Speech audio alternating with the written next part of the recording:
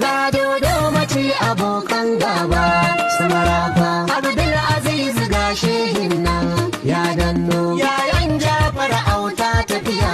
ta yi nisa mai tsinka sasari sannu shati majagora kuma ƙara yunkuri nasara mun tunkara kafi su kwarjini mai dogon zamani raba gardama na ce kai ne babban sani ga mikiya uwar hange zan yi bayani rijiya gaba dubu ba warge ba raini ƙaryar karangiya ga tsidau na hanya kaka da yan maza ba guru